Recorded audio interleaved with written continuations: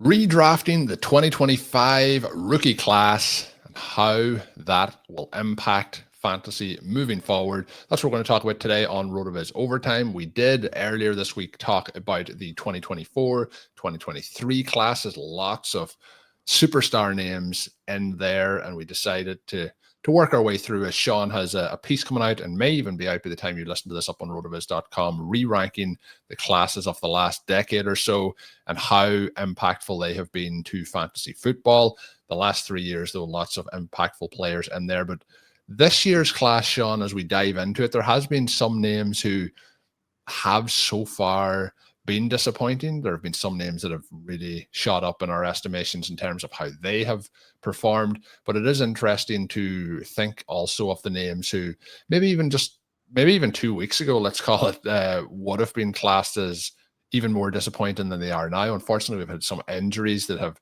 impacted this as well. But the likes of an RJ Harvey or a Colston Loveland, we did a show where we talked about the importance of patience with some of these players as the talent sometimes takes a while to sink into everything with the NFL offense and so on.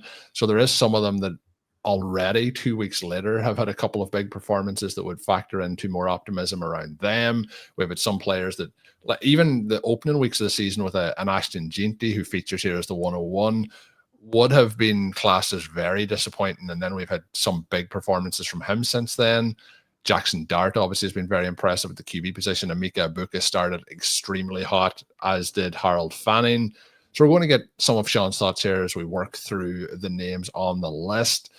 Shawn, do you want to take this by tier, by position, by players? How do you want to work through this 2025 group? Well, Colm, I think we can just jump into the individual guys, work through, debate where they should be, and also make sure that we acknowledge how early it is and that some of the players in this group are going to change very dramatically where they were, just like we saw certainly with the 2024 class that we did on the earlier show this week. I would say that this class has been pretty underwhelming, and yet we have had breakout performances that were also surprising, or they were possible, and enthusiasts were pointing to them as being realistic paths, but they've hit in a big way. And to get those performances along with what is a disappointing, frankly, start from the top guys, I think it creates a pretty well-rounded class. And what we see from these guys going forward is going to be what really defines them, certainly for this season, but then influences how we're picking them in startups next year, certainly in redraft next year. And Colm, you asked where to start. I think to start with, maybe we should just jump to Cam Skattebo. I wrote a piece, or it was mostly a fun piece as opposed to a fantasy specific or more serious piece on him a week ago when he was hurt, but talking about how he was this perfect fantasy back. He was the perfect reality back. He was one of the most fun players in the entire NFL, and now he's out. The unfortunate nature of that. Injuries, especially at this point, are very controversial in terms of where you want them. These aren't dynasty rankings for the purpose of trying to win the 2025 title, whereas actual dynasty rankings, that should factor in very significantly because you want to work through and win each of your individual titles. But with the injury, I have Skattebo at the 112, in part because he will be out the rest of the season, and in part because then it clouds a bit the future.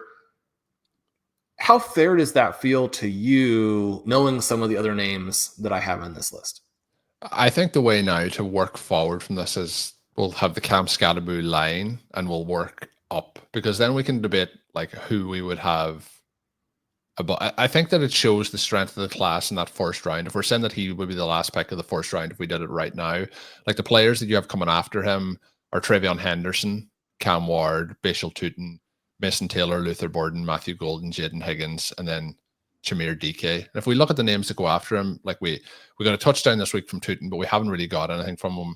We had like weeks where Travion Henderson just wasn't seeing basically the field. Then this week we have a game where you don't have Stevenson, but then you have, you know, another running back siphoning the goal line touchdown carries. You have Cam Ward, who is disappointed so far in general. There's been some bright spots, but there's been a lot of disappointment and overall with how that has gone. So the players that are after him have either not done it yet. I know me and Shawn keep talking in our emails back and forth every week about this is going to be the Matthew Golden week. And the week we put him on the bench, he's going to break out. But it's not happening yet, Shawn. I think it might still eventually happen, but it's... we put him on the bench and he got hurt, which is the exact opposite of lighting a fire. Yeah, Shawn replied that we'll put him on the bench and that'll light a fire under him. It did not. But, you know, the names that are after him have not done it, and he has done it. But the names then that are ahead of him have either done it or have shown flashes, or that we really believe also in the talent. So basically, they are maybe not at the same level in terms of what we hope. If he stayed healthy, he would certainly be above these names. But when we factor in the injury, I think these names we talk about are all going to be fair to have above him. So if we did this right before he gets hurt, I think he may be as high as the 106. And that would be where Omarion Hampton is sitting at the moment. The other running backs that are in this list would be Quinshad Junkins at the 108, and then RJ Harvey at the 110. I think basically the sliding doors week of NFL week 8, where Harvey is the 3 touchdowns, Cam Skattebo gets injured, then Harvey is another touchdown this week. That like obviously flips their position even with the injury. So I think that having him as the RB2 in the class would be fair if he was still healthy as we move on to the rest of the season. So I would have him up as high as the 106, Shawn. So that would leave... And basically, we'll look at it from the running back perspective before we get into the wide or the tight ends that are it's kind of like tight end, running back, and that gap.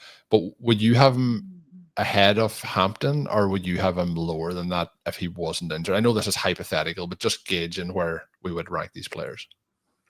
Yeah. So the issue with Hampton, obviously, is also an injury, and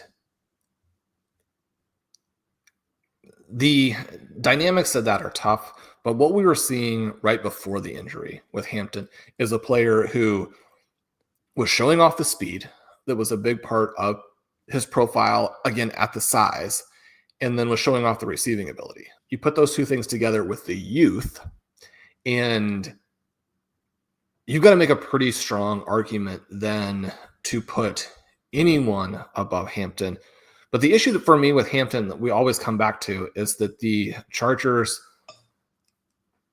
have made it very, very clear that their vision for him is to be part of a committee, and their vision for Hampton is to be part of a committee in an offense that might actually lean to Justin Herbert, despite what people think about what Harbaugh and Roman want to do. But these guys are realists and winners.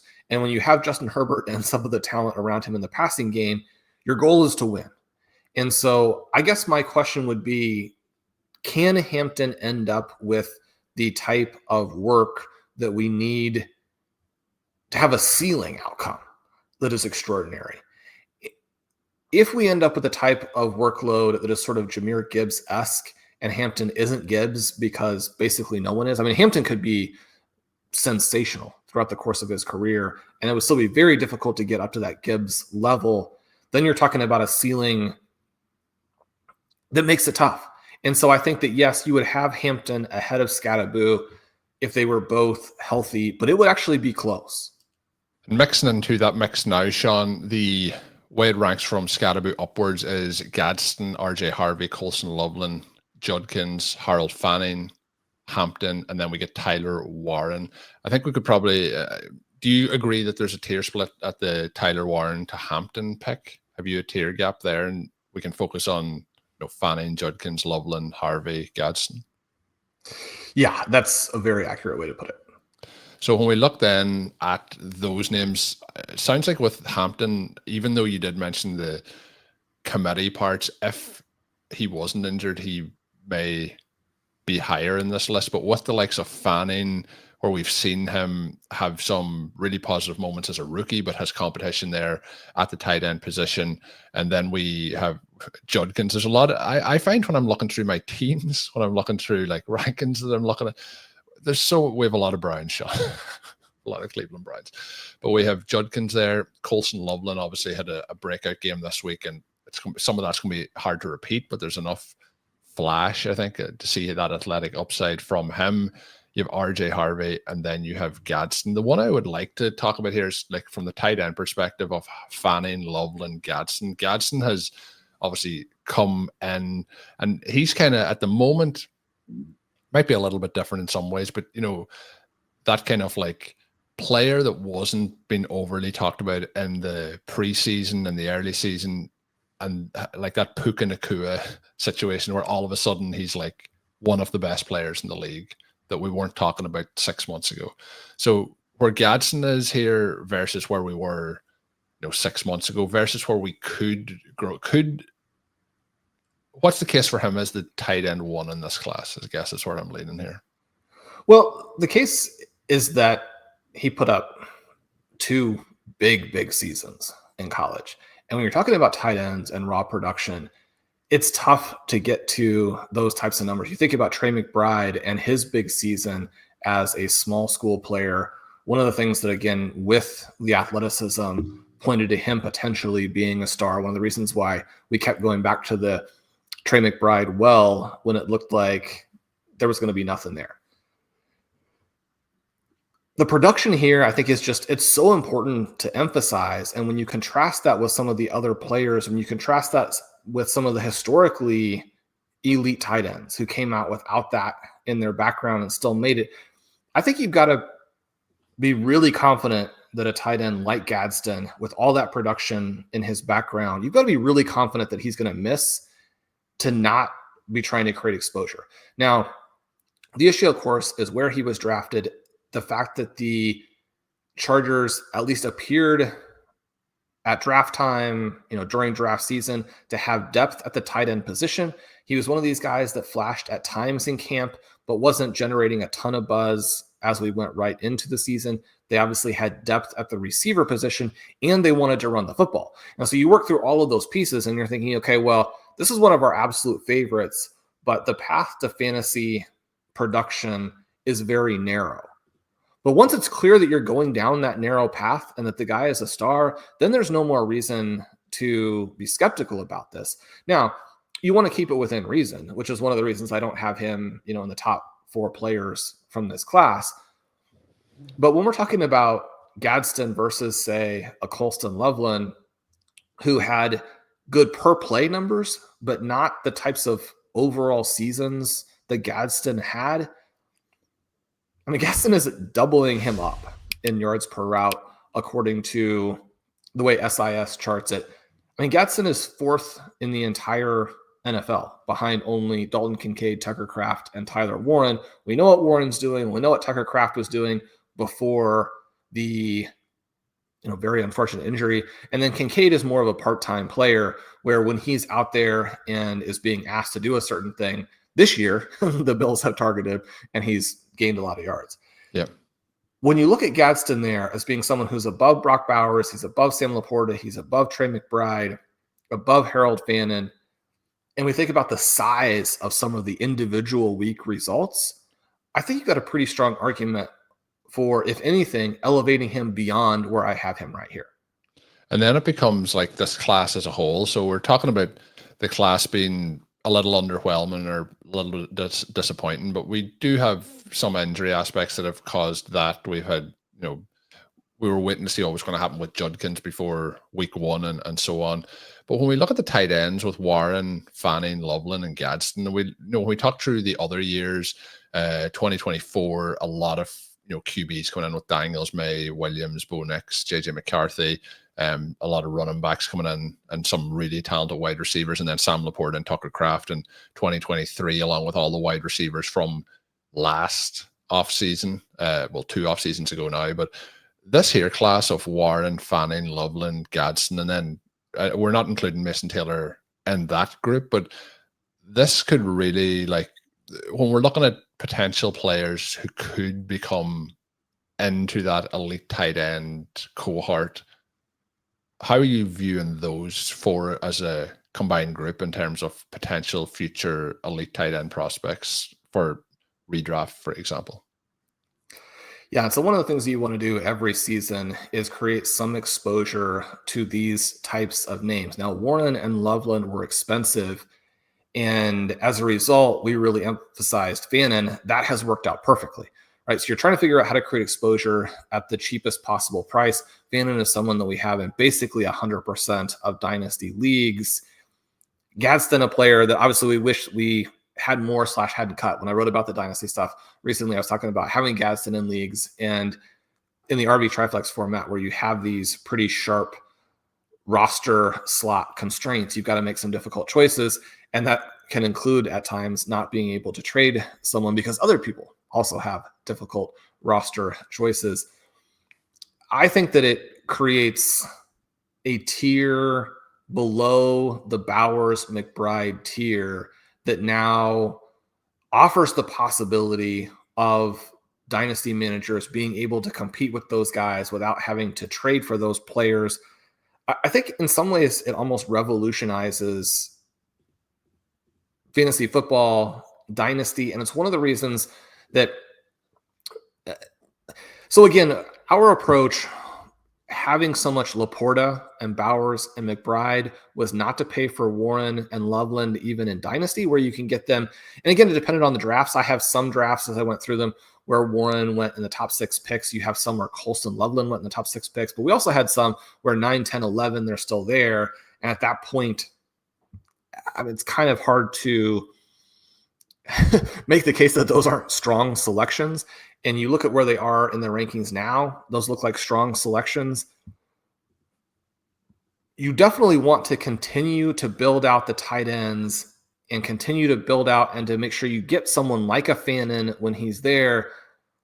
Colm, so many of our teams have 4 and 5 tight ends who are good, and that both allows you to create the scarcity for the rest of your league. I mean, the rest of your league is still under pressure. And if you're playing tight end premium, these guys are very viable flex scorers. Harold Fannin's averaging over 13 points per game in tight end premium as a rookie who, was not considered to be in this Warren Loveland group. What he projects to eventually do is pretty exciting, right? So we look through that, and I think that the takeaway here is that these guys, really good, this class at tight end, everything that the enthusiasts expected it to be. And you want to make sure that you're responding to that by understanding what these guys can do and continuing to corner the market as much as you possibly can at that tight end position. It is one where, and the other thing with that was also trading for Tucker Kraft throughout all of these startups. So you have Laporta, you have Bowers, you have McBride, you have Kraft. Probably not all 4 on too many teams, although I think I have some teams like that. But if you have 3 of the 4, you add Fannin, and a lot of managers are going to look at you and say, well, I mean, now you're starting to use up all the flex spots that are available for them. Maybe you need some other positions. Why don't you trade these guys? You can trade them, but you have to get full value, or else you're giving up this meaningful competitive advantage simply to balance your roster. Right? You don't want to balance your roster at the expense of selling low on players who are just so valuable over the next decade. And I think that's where that part you mentioned, like evolutionizing the game. I think we play in a certain way where like playing the tight ends and the flex is like part of what we want to do. I still think there's a large part of the fantasy community in general and people playing fantasy who undervalue the tight ends, and then like, oh, you play a tight end, but you never put a tight end in the flex kind of thing. But it's interesting to do this based on seeing, and I've upped the PPR scoring, but seeing all it's over 30 points in Loveland this week, where he basically outscored the entire rest of his whole season in 1 week. And the optimism that can spring back into people who may have Colston Loveland on their roster. When we look at like Tyler Warren, he's averaging 13.2 PPR points per game, and he's doing it very, very consistently. This past week then actually been his lowest point of the season, or second lowest point of the season, was 7.6. But he's having just such a tremendous year. Harold Fannin, who you mentioned, in terms of PPR leagues, averaging 10.7 points per game, but had 18.4 prior to the bye, has had a number of games more than 13 points. And then we go and look at Gadsden, who the first 2 weeks not involved. Week 3, 9.6, 3.6, 2.4, but then 13.8, 29.4, 18.7, 11.8. When you factor all that in, he's averaging 11.8 points PPR wise per game. So he's just right there under the 13.2 off Tyler Warren. So just a very talented tight end group. And I think, again, sometimes I look at these classes, and when you did this last year, I was looking through it and I'm like, how are these parts of fantasy football almost been replenished? We're adding the QBs, we're adding, and then this year we're really adding in. And over the last couple of years, in fairness, we've added in a number of tight ends each season, but this year looks to be adding a lot. And the other part with the tight end position is kind of starting to age out a bit with some of those former elite guys, the likes of a Kelsey, the likes of Mark Andrews, all getting older. So this is kind of backfilling all those to keep those options open for future seasons. Shawn, moving into the next tier, I'm interested to see what way you're splitting this out. It is Tyler Warren, who we've kind of already referenced at the 105, with Emeka Egbuka, Jaxon Dart, Tetairoa McMillan, and then 101 Ashton Ginty. It's interesting with McMillan because he has done kind of everything that you would like to see from a rookie wide receiver in the early point of their career, but it just hasn't had the big breakout performance in terms of if you look at him versus the entire wide receiver position, he's in a really strong range, quite often in the teens across all metrics. But then when we look at the efficiency aspect, he's way down in that element. But the numbers are usable every week, but they're kind of in and around 10. He's averaging 12.1 PPR points per game. It feels like there's so much more on the bone for McMillan, and there's nothing really that I would negatively put on him for what the scores have been. How are you feeling about him this early in his rookie season?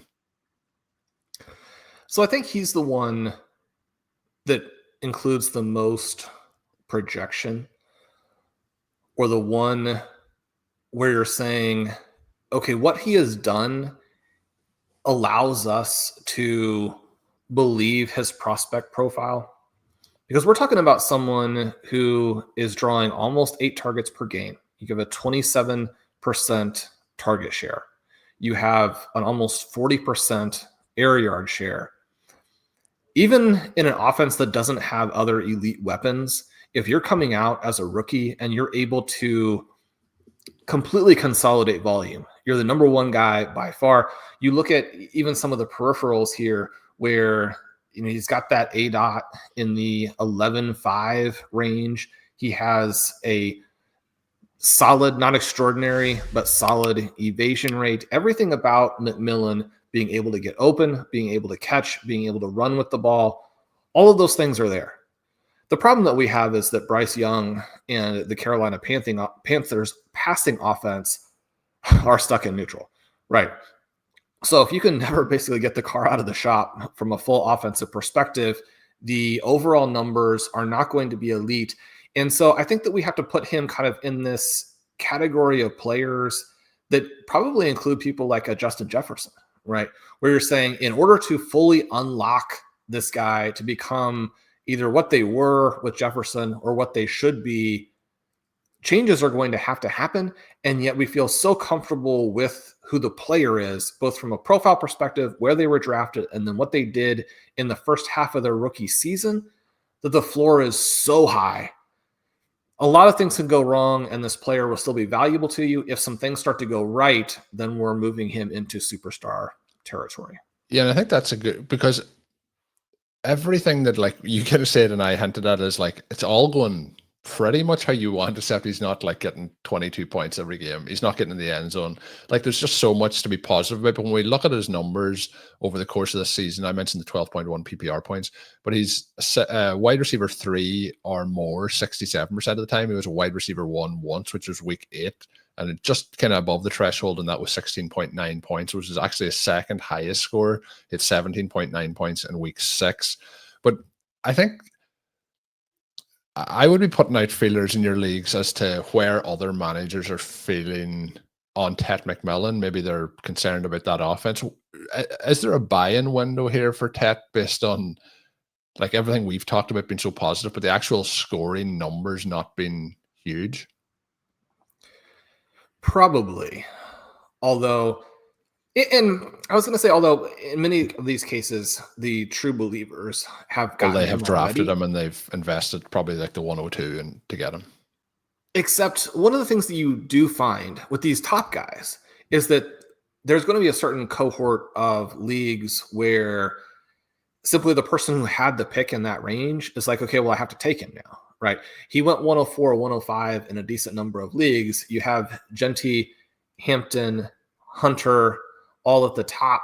And then if he goes to 104, or even maybe you get a Cam Ward, he goes to 105, maybe you have a Travion pick and he goes to 105 or 106.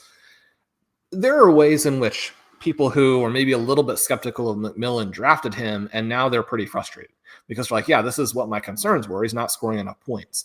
And so I think that your point about putting feelers out is a really, really strong one. Because if he goes from this to like the numbers backing up what he's going to do, and he gets a touchdown or he gets a couple of 100-yard games, and then you're starting to think of like, well, he's in that tier just below Jefferson, Lamb, Chase, those sort of guys. That's a big jump, I think, from where consensus have him right now. And Colm, I think the appropriate contrast here is with Emeka Egbuka and where folks are on him. This is maybe the only situation that I can remember in all of my years of doing fantasy football where this idea of being pro ready seems to be something where, number one, the label was 100% accurate. And number two, where it might be something where that label gives you some information beyond the idea. I mean, so when I you say hear that pro ready for a wide receiver, what do you think? I think floor. You're kind of thinking floor, but basically, if someone actually is pro ready and they score right away, it's because they were a star. It's not because they were pro ready. No, right? But like pro ready, as in like, pro ready, he can run like 5 yards and catch the ball 5 yards away. Usually when I hear that term, it's like, this is a guy who will catch 60 balls, but it won't be that impressive. Like Emeka Egbuka comes out and he's just like, I can do it all. That's what pro ready should truly mean. Like Malik Neighbors was pro ready. Right. So you're getting into the nuance of it, which I think is perfect, right? Which is that pro ready usually means it's not that good. It doesn't mean that they're going to be ready to score right away. Yeah, that's it. Anybody who's actually pro ready, it's because they're a star. But Egbuka might actually be the rare guy who is pro ready from the perspective of scoring right away and isn't a star. Now, I know that the point of isn't a star is the controversial part right now with how good he has been. But Colm, let me throw just, again, these numbers at you. Partly what we have with the Buccaneers is that even though all of these guys have gotten hurt, there is a little bit more target competition, and that's going to make a difference too. But the offense is also just wildly more efficient with Baker Mayfield. And the yards per route numbers for Egbuka versus McMillan in the SIS charting are 2.2 to 2.0, right? So we're not talking about some massive gap. Yep. We also have the result here where Egbuka was advertised to us in camp as being someone who was like a running back with the ball in his hands. My point was not that I don't think he could be good, but that's certainly not what his profile was in college. The evasion rate for McMillan is 17, for Egbuka is 6. So we're not seeing a running back with the ball in his hands type of production from him. The on-target catch percentage for McMillan is 86%, which is frankly just okay. For Egbuka, it's 75%, which is terrible. Now, if you can drop all of those passes and still score a bunch of fantasy points, then there's certainly the case that the 75% is actually fluky to the downside. And once he starts actually catching all the passes, then you have even more ceiling. But my question would be more along the lines of, if Egbuka is not JSN, if he's not Marvin Harrison, if he's not some of the Ohio State guys who will eventually filter to the NFL, but he's also one of the best rookies ever, I mean, what part of that is more likely to regress to some sort of mean? Egbuka is probably very good. He's a super high floor.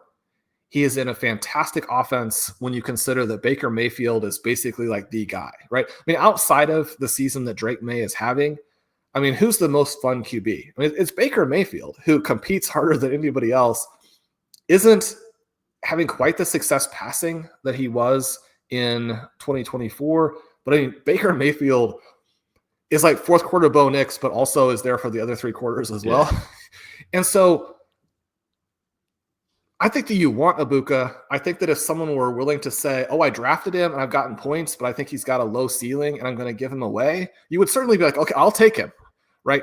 But when we're looking at where he fits, I think that ranking him in the 104 area of this class, when you consider some of the players that puts him ahead of, that's still a pretty enthusiastic ranking that sort of splits the difference between absolute superstar and, oh, he's going to completely fall off, which, I mean, he's not going to completely fall off, right? He's not going to completely fall off, but I do think it's going to be interesting, say, again, when this is done in 12 months, if he's, the 108 or 109, like if those first 5 weeks of his NFL career were, the peak. So he has like 23 points in week 1, 13 points, 14 and a half, 28 points, and then 31 points. But the last 3 weeks have been 4.5, 10, and then 6.5. So maybe there was a point where like it comes out hot and, you could just have that little stretch there. It might be that it was a sell high point at that particular moment. But if I had the opportunity now, if I had a Egbuka and I could get myself McMillan, I would much rather take McMillan. I know you've them ranked higher, but again, I'm saying I think there'd be some leagues where people would be more optimistic moving forward on Egbuka. I think if you had Baker Mayfield throwing the ball to Tet McMillan, he would be one of the top wide receivers in the entire NFL at the moment. So we'll see how that goes. But I do think that it's going to be interesting to see how his progression is, because we did talk about him being somebody who may have early season or early career success before we thought like the injuries would happen to Mike Evans and Chris Godwin. But it actually happened even sooner than we had anticipated, to a higher level than we anticipated. But maybe there is some regression back to kind of a mean level of production over the rest of this season. So that's the part that I'm not sure of, but I still would definitely have McMillan over Egbuka. But then when we look at the rest of the wide receiver class with Burden, Golden, Higgins, I would have Egbuka clearly well above those names as well. To make sure, too, in full fairness, in terms of the recent scoring, in terms of some of the non-caught balls, in terms of running with the ball, all of those types of things, injuries for Egbuka are factoring in there. If he were completely 100%, we might be just saying, I mean, seeing that continue. Like a star. Yeah, no, that's also fair. So we'll see how, again, healing up and all those things play in. But he had a very exciting start, and obviously that's paired with Baker Mayfield, so hopefully that will continue. Another exciting quarterback, Shawn, that was obviously tethered to Cam Skattebo, who we talked about earlier, is Jaxon Dart. He obviously doesn't start the season, but then we get him in week 4. So week 4 is a 20-point game and 19.5-point game. Then we start to see the 25, the 31, the 21, and then this past week, the 29-point game. The elements that he adds to his game with, the rushing capabilities, getting in the end zone, and all those other aspects factored in. The one thing I would worry about, a bit like I worried about with Skattebo, was like, and it didn't happen in the way we thought it would with Skattebo, but you're like, this guy just loves contact. And but Jaxon Dart also, Shawn, a guy who, like, you can see why him and Skattebo were getting on so good. They both love contact, whether that's headbutting each other or whether that's hitting people on the field. But Jaxon Dart, there's elements of the passing part of it where he's surrounded by a lesser talented cast than a lot of people in the NFL, but he's still been able to produce there.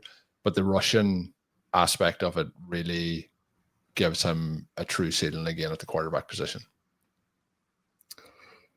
Yeah, and I mean, frankly, he's probably the 101 out of this group. Would you say? The rushing that we wanted from Drake May, we're getting from Jaxon Dart. The arm talent here has been pretty special. The scoring level, given what is surrounding him, has been special. because you don't want to have too much regret in your life.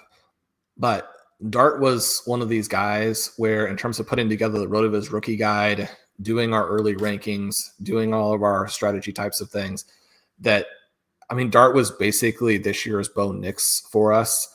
And yet when we had some chances to draft him in the early second and mostly passed, in part because of the Giants situation and just how poorly run the Giants are, which, again, you have to question from a process perspective, because we're talking about dynasty. We're talking about if you really believe in this guy. Now, part of the thing with Bo Nix, right, is that you're going to have some comfort level with Shawn. He was going to be the starter, but Bo Nix was also projected to be the starter. And with Jaxon Dart, we hoped that he would get in early with, Wilson and Winston there. But there was also that part that it did seem like they were willing to wait with him, so you weren't getting the instant points. But now, once he gets in, we are getting those points in a big, big way. And we talked about, a lot of the quarterbacks on the previous show with Bo Nix and the rest of that cohort. But Jaxon Dart, and as much as we like Bo Nix, if Jaxon Dart stays healthy, his upside fantasy-wise, I think, is going to be ahead of Nix moving forward. Yeah, he looks sensational. And so not only do I think you can put Dart at number one in this class, but you do have to start to ask the question about just how high he would go when you think about him being a younger version of, say, Josh Allen, a younger version of, certainly not Lamar Jackson, but can he do some of the things? Can he replicate, even though it's in a different way? Can he replicate what Jalen Hurts is going to do? Would you prefer having Dart to Patrick Mahomes, even as well as Mahomes has scored this season? When you think about the likelihood that Mahomes continues to add that hybrid value now that both Worthy and Rice are back, obviously you've got a big difference in age. I mentioned the Josh Allen stat of the passing touchdowns and rushing touchdowns in the game, but we're 6 games into him as a starter, and he has 5 rushing touchdowns. Only one game so far without a rushing touchdown for Dart. So I'm hearing you say that you are pretty high on him. Do you have him as the 101 in this class? And do you think it's fair to say that he's making a push into that group of players like Allen and Mahomes and Drake May? I think it is. I don't know why, and I don't know if this is justified, but I do have that injury-related fear with him, because I just think the amount of contact that he wants to take. But until that injury would happen, I think that he can be classed in that tier. I'm actually just after looking, Shawn. I said that he in the 6 games, the 5 that he has a rushing touchdown, he has also a passing touchdown. So he's already well on to chasing down Josh Allen for his that career high that I said earlier in the show that he had set this week. I think it's 48 games, maybe it was, that Josh Allen has done it in. But we've 6 games as a starter here for Jaxon Dart. He's a pass and a rushing touchdown in 5 of them. It's a pretty high percentage. Yeah, that's fantastic. Looking here at some of the, the passing numbers, Dart. And again, he's doing this all without Malik Neighbors as well. When you're projecting forward and we're talking about some of these QBs and the people around him, he's going to be getting back one of the best receivers in the entire NFL to go along with this. Should be getting back Cam Skattebo. Hopefully he'll recover fully from that. If they both recover to what we were seeing, at the early point of their career, the Giants offense in 2026 could be extremely exciting. It should be. We hope that it will be. Those guys being tethered together it's one of the things that's holding Malik Neighbors up even through this injury, is that he's going to come back into what should be, I don't know, a fantastic situation, but a good situation. We now no longer have some of the concerns that people articulated with his draft slot this year in redraft. The other part of the concern was obviously injury, which has sadly come to pass. You look at Dart, it's interesting with all the scrambling, with all of the rushing production that you mentioned. He's been sacked at about a 9% rate, but that's lower than his peer Cam Ward. It's lower than some of the guys that we're hoping will add hybrid value. It's lower than May, as we talked about. It's lower than Jalen Hurts.